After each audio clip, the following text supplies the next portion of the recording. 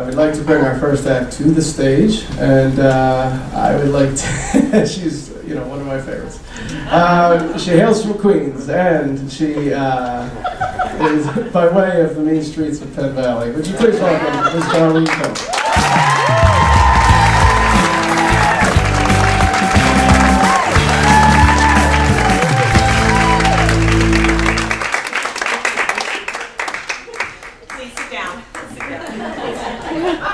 Mom, calm down. Okay.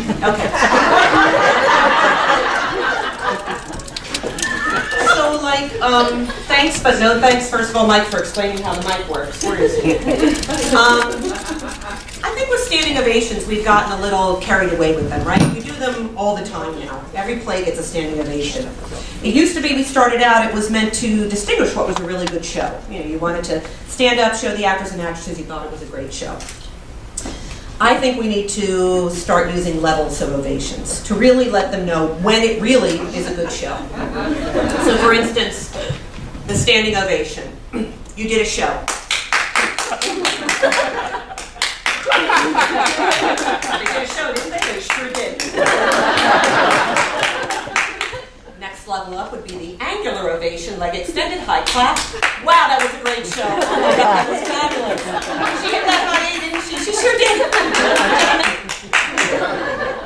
And then for the best, like the top show of shows, like the really, really good show, jumping jack ovation. So like from Hamilton, people would be bloodied and bruised. They would know that it was a really good show. So I guess I took this class sort of hoping for my ovation, no pressure. And, our teacher, Mike, Bill, whatever, the kid, tells us on the very first day, I'm going to help you guys formulate material. So what we're going to do is I'm going to come up with a topic, and you answer with the first three things that come to mind. This is sort of the formula for comedy. And of course, he's done so well with it.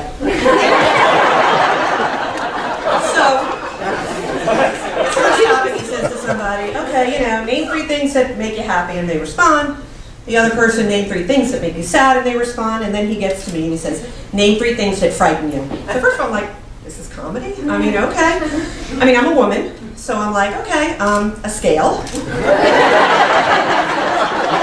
My face in a mirror. My face in a magnifying mirror.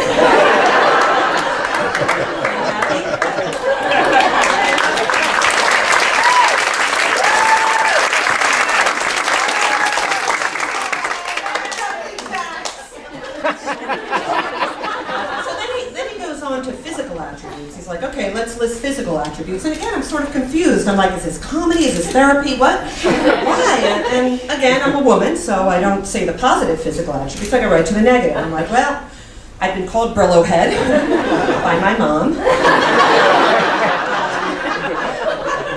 I have one eye that droops lower than the other in low lighting. And I've been told that my chin whiskers sometimes waft in the wind.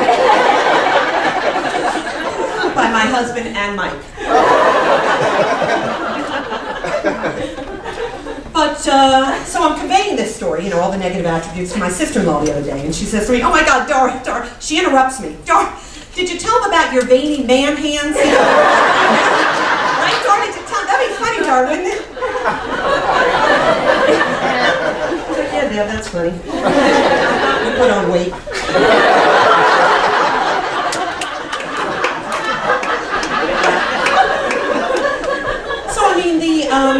The hands can obviously be dealt with, right? I could wear gloves, or I could walk around like this all the time. But the chin, the hair, that needed to be dealt with. So I decided that I actually did need to purchase a magnifying mirror.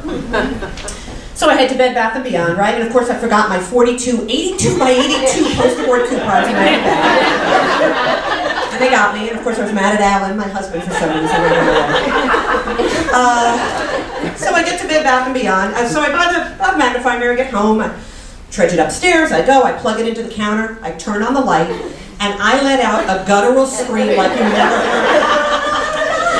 But it's got the hair, the holes that the hair comes out. All the humanity. Fall to the ground, pass out.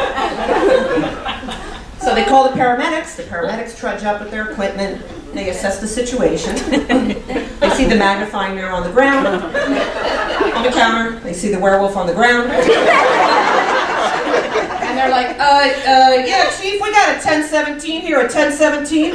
Another 50-year-old just saw herself in the magnifying mirror.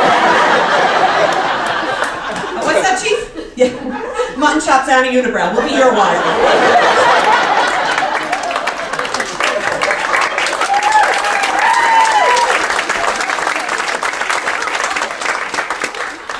So, 52 years old, I'm aging.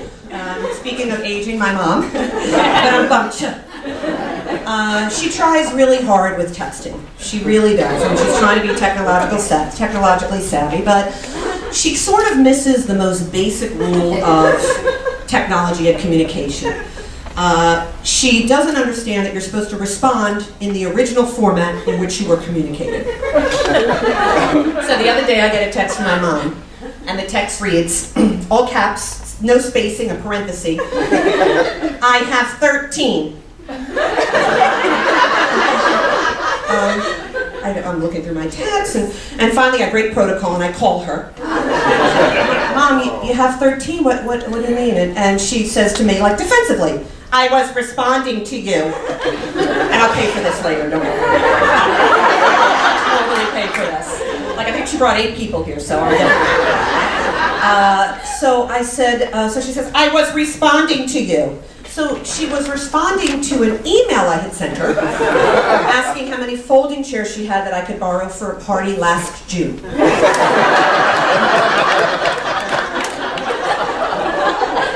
mad at me. But you know, what goes around comes around, right? So technology now, it's time for my kids to make fun of me. And they do it so easily, so readily. I don't know why. But they make fun of how I use the phone. I try to use the voice recognition all the time. And I think a lot of people probably my age or, plus or minus 10 years, that's how we communicate. We use the voice recognition, even though it only works about 20% of the time. We persist. So we're all walking around our neighborhoods like this. Siri, navigate to Macy's, King of navigating to Sears, Anchorage, Alaska. Siri, navigate to Macy's, King of calling Aunt Sheila.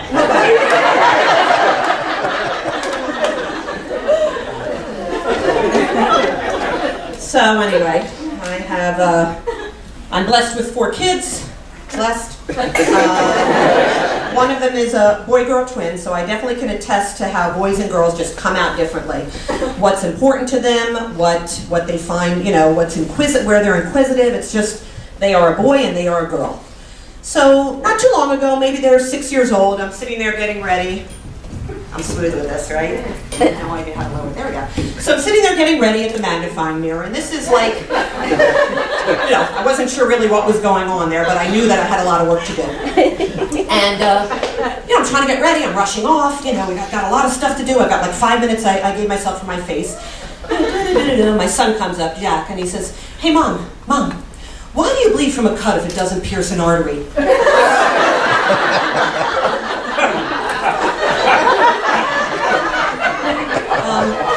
Is there blood all over us? Does it come out our pores? Does it pierce an artery? I mean, there's like a system of blood. I mean, I have gotten cut and it does. I don't know. Yes, Jack, it comes out our pores. That's why they make the big Band-Aids. A second later, he comes back.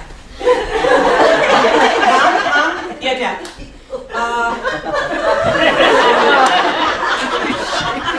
In prison, do they clip the inmates' toenails? Do they let them have nail clippers?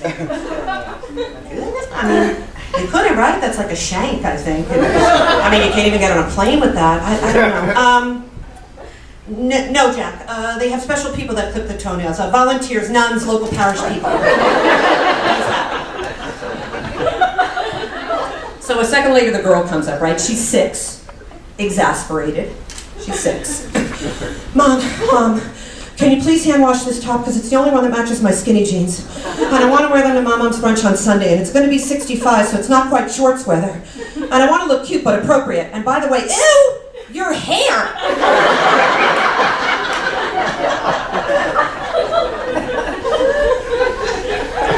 So I never go out of the house anymore without full hair and makeup. Mostly because you never know when you're going to be in the background of someone's cell phone video or a picture, you know, so you always want to really look good. It used to be sort of my dream was to be discovered for a Broadway show or for a sitcom, and now my dream, hand to God, is to be an extra in a police surveillance video. So I hang out at Wawa all the time. I'm just like waiting for the cashier, you know, to shout out, "Oh my God, it's a robbery! Oh my God!" He's got a gun, camera 2.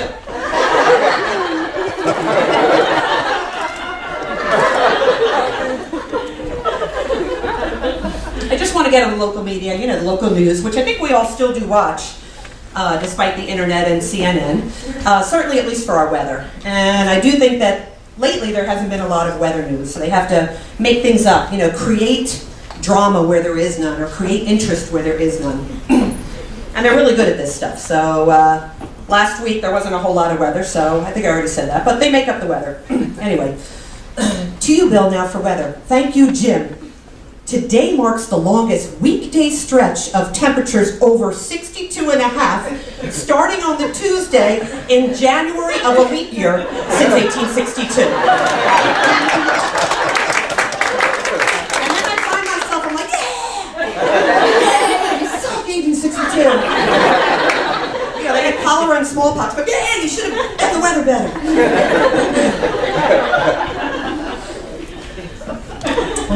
So luckily they did get their drama, I think last week or 2 weeks ago, and they were able to really, you know, deliver that storm melodrama news that we all love so much. And I always sort of feel bad for the one reporter that like draws the short straw and has to be on location, you know? And now to Kathy Gandolfo, our New Jersey correspondent. Kathy? Thank you, Jim! This is Kathy Gandolfo live at the Cherry Hill Mall, or Jim, what I think is the Cherry Hill Mall. Jim, I've tied myself to a fence post with some rope. The vile, horrific, tumultuous wind is pelting my face and back. But we wanted to make sure our viewers could get a good picture of the empty mall parking lot. Do you have the shot, Jim? Okay, thank you. We are telling our viewers, please, under no circumstances, to go out. Do not go out, viewers. Do not go out. This is Kathy Gandolfo live at the Cherry Hill Mall. For now.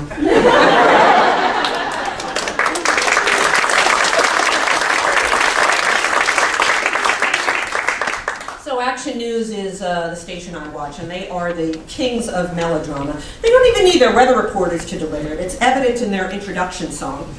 All the other stations sort of go the happy route, you know, we're KYW, and they, you know, pan in on someone running up the rocky steps, the guy handing the cheesesteak out, you know. But not Action News. It's like a horror movie. So their introduction song is dun dun dun chicka dun dun dun dun dun dun chicka dun dun dun dun. It's like the girl's being chased through the woods. She's always falling. Dun dun dun chicka dun dun.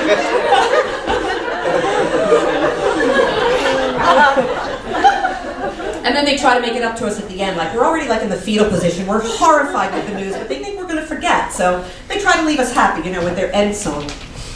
Move closer to your world, my friend. Take a little bit of time. Full orchestration in the back, you know, violins. Move closer to your world, my friend, and then they still end. Da, da, da, da, da, da, da. Anyway, my name's Darlene Cohn, you guys.